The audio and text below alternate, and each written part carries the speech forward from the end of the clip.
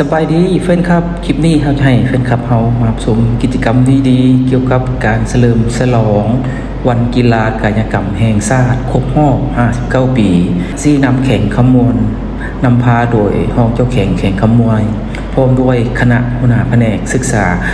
ธิการและกีฬาแข่งขมวนได้จัดงานเฉลิมฉลองอย่างยิ่งใหญ่โดยเชิญเอา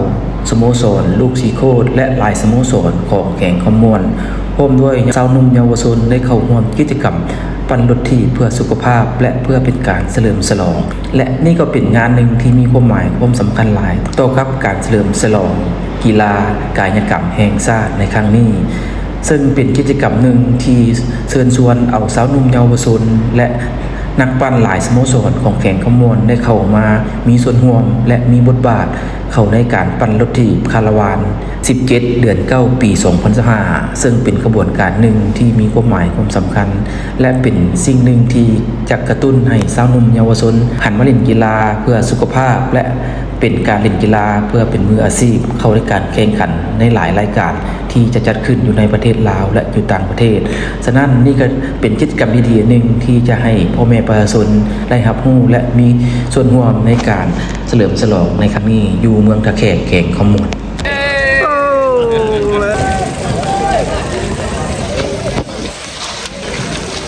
เซ็นเลยค่อยๆเด้อจะมีคุมแน่ของแท้ฟังเสียงกับพวกรถนี่ของแท้โอเคมาเลยค่อยๆออกมา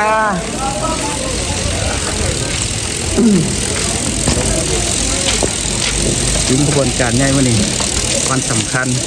วันกีฬากายกรรมแห่งชาติครบรอบ59 ปีขวา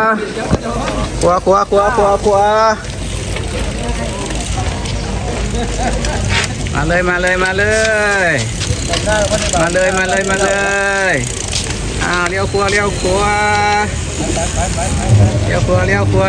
ามาเซียวไปเลยประธานน้ำโอเค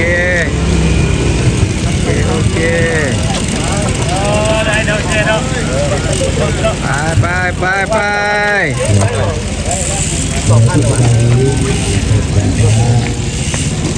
ตอนนี้กำลังขบวนคาราวานออกจากสนามกีฬา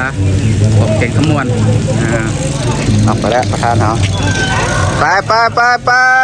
มาเล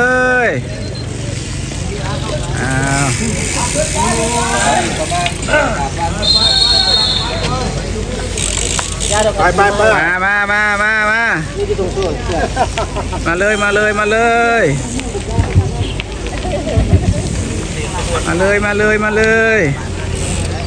เธอมาขาดเดี๋ยวทางหลังดั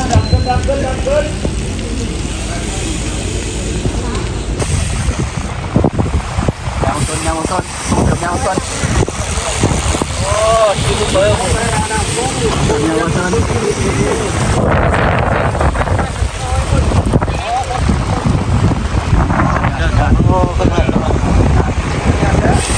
น้ำเดิน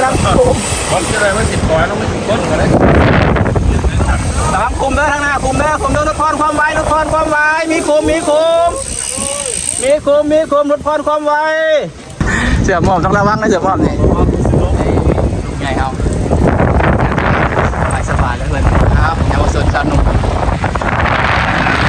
โอเคไปต้องเดินมาระวังคุมทั้งหน้าทางสะพานไปอีกสักรอบยกกิจกรรมดีๆทำดีๆเป็นปากละห่วงงานตลอดระวังรถกำซ้ายรถพรความไว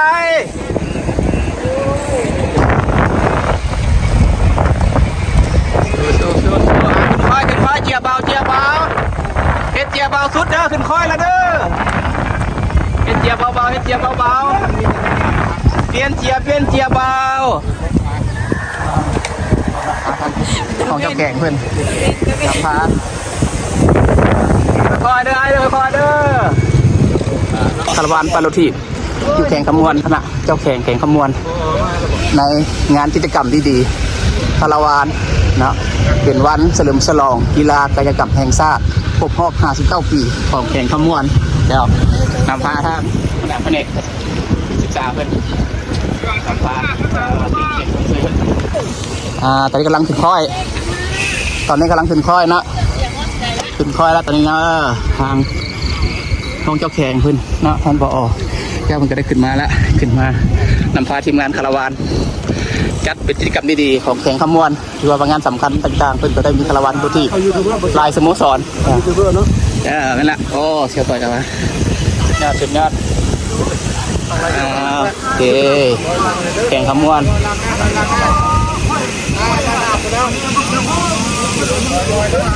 ไอ้ผู้เก่งวันนี้ขึ้นทางเพื่อนนี่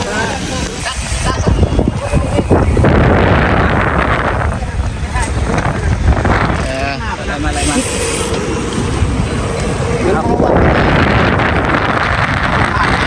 เปล่าทุกเปิดทานขณะเพื่อนขณะการนำขมวนครับเจ้าเมืองแก่นะครับการใหญ่งานสำคัญของแข่งขมวนวันเฉลิมฉลองกีฬากิจกรรมแห่งชาติครบรอบ59 ปีอันนี้ก็ผู้ชมประชาชนเราเอง นี่กระบวนปั่นกำลังปั่นไปเข้าตัวเมืองท่าแขกนะหลังจากอ้อม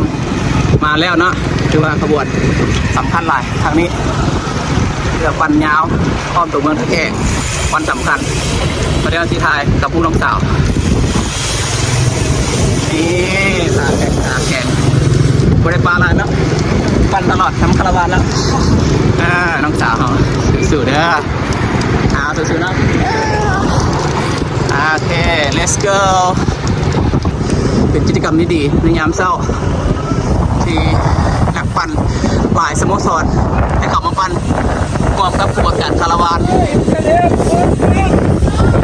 ไปไม่ยิงเขาสู้เอาตรงเมืองท่าแขกแข่งขบวนละคาราวานปั่นโอ้สุดยอดเลย PMC โอเคสมเสยไปตอนนี้กำลังเข้ามาฮอดตัวเมืองแค่ด้านนี้นะโอเคถือว่าเป็นงานสำคัญทางไม่ยิงเขาก็โมได้ปาละเนาะความสำคัญในกบฏปัดคาราวานตลอดทางไม่ยิงเนาะระวังรถเด้อนี่เราไปดูจอกกลางทางเนาะว่าขบวนการทางนี้แม่นหักหลายเนาะคาราวานยิ่งใหญ่เฉลิมฉลองวันกีฬากิจกรรมแห่งชาติครบรอบ59 ปีแข่งขมวนจัดขึ้นโดยคณะศิลป์แข่งขมวนพร้อมด้วยซึ่งเป็นเจ้าภาพจัดงานครั้งนี้แม่นอเนกศึกษาธิการนักกีฬาแข่งขมวนเงาเหยียดเลยงานนี้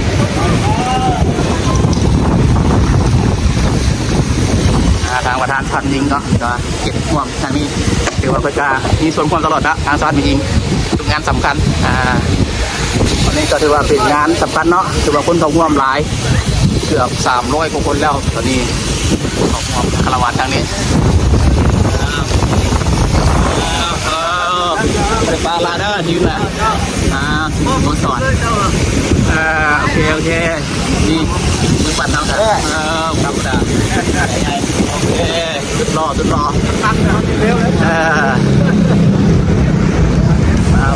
มาสบายดีข้อนั้นกับบ้านหนักเสียจองทีมในทีมแข่งได้บ้านแข่งให้ขับได้เอาอย่างเดียวจะบวชยังไงนี่เสียงแข็งโอ้ขาฟันเลยนักศึกษาใหญ่เรา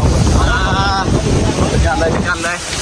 เพื่อเป็นกระบวนการใหญ่เด้อจัดวันคาราวานทางนี้อยู่แข่งขมวนนะเป็นวันที่สำคัญ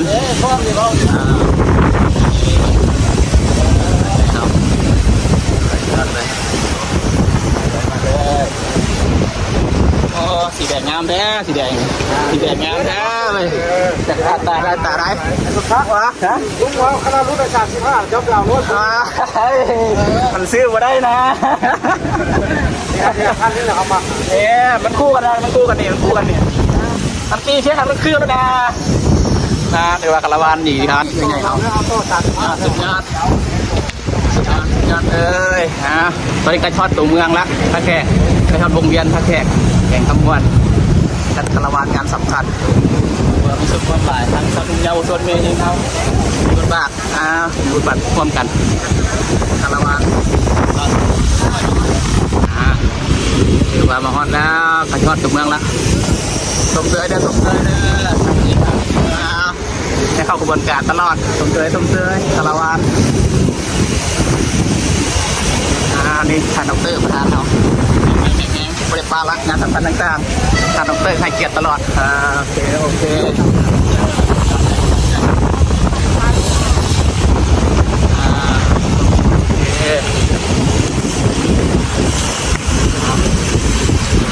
ถือว่าใกล้ทอดตัววงเวียนท่าแขกครับอันนี้ท่านโอ้นะแกงจะตัดแกงเป็น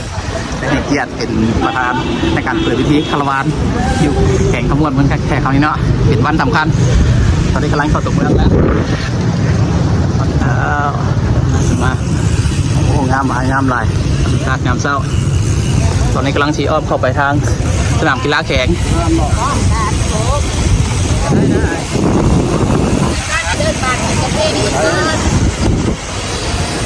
ถือว่าเป็นงานสำคัญเนาะของความลายกิจกรรมดีตอนนี้กำลังเข้าไปตัวเมืองท่าแขกแล้วตอนนี้กำลังเข้าไปสนามกีฬาของแข่งขบวนที่ฟันอ้อมตัวเมืองประมาณ10 ฝ่ายตัวรักในวันนี้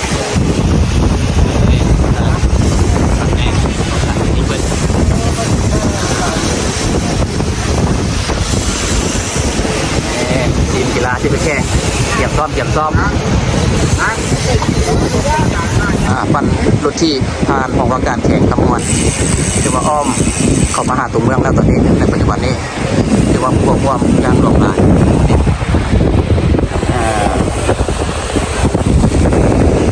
คำขวาล้างรถจักรเด้อคำขวาล้างรถจักรสายของว่าการแข่งขบวนถือว่าหลังพวงตัวเมืองแล้วนักปั่นหลายสโมสรของแข่งขบวนยาวเหยียบตามภูภาพเหยียบหลักนะ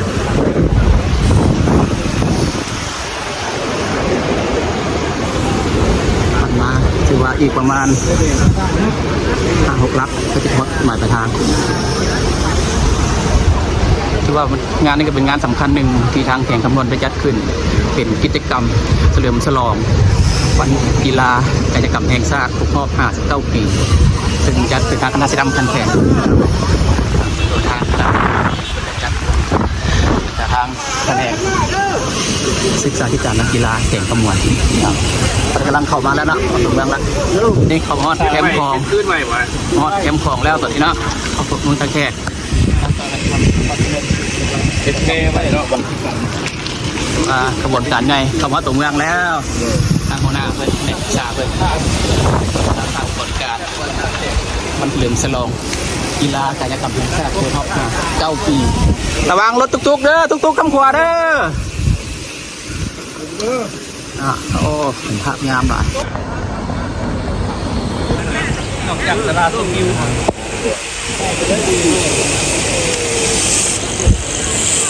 สุดยอดเลย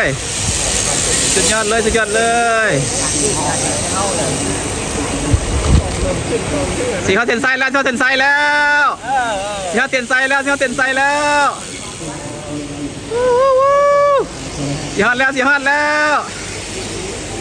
มาเลยสุดยอดโอ้สุดยอดหักละโอ้ทีมขาดไปมาเซียวสุดยอด